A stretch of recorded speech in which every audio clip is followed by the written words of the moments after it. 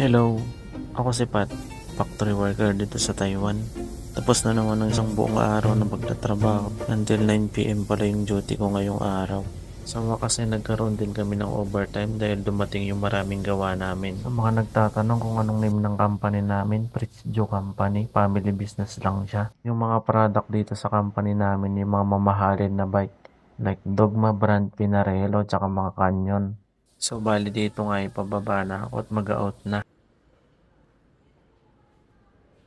Puro ka-department namin sa fourth floor, yung mga nakikita ko. Bale dyan nga pala kami nag-on tsaka nag-in, papasok ng trabaho. Yun nga lang pala yung dorm namin, di na namin kailangan bumiyahe ng malayo para pumasok sa trabaho. Family business lang kasi yung company namin. Pero okay lang kasi maganda na din to. Kahit papano nakakauwi na din kaagad.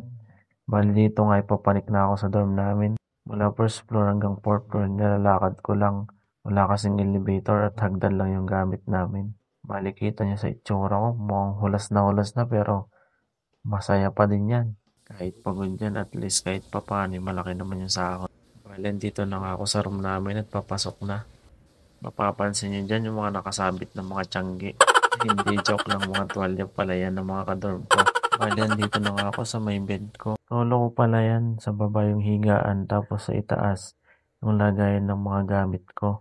Kapag meron kaming overtime, halos wala ka na ding masyadong time sa sarili.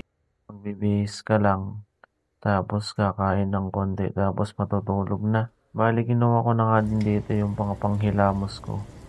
At naghilamos at naglinis na ng katawan. Sobrang bilis nga lang pala ng oras kapag meron kang over. 8 a.m. to 5 p.m. kasi yung duty namin dito. Tapos kapag may mga overtime, hanggang 9 p.m. na kami, kaya konti na lang yung oras para sa sarili. Pagkatapos ko nga pala maglinis, magkakape lang ako tapos magtitinapay. Tapos matutulog na. Ganun lang yung buhay ko dito sa Kaya salute sa mga kapwa ko mga OFW dyan. Salamat po. God bless.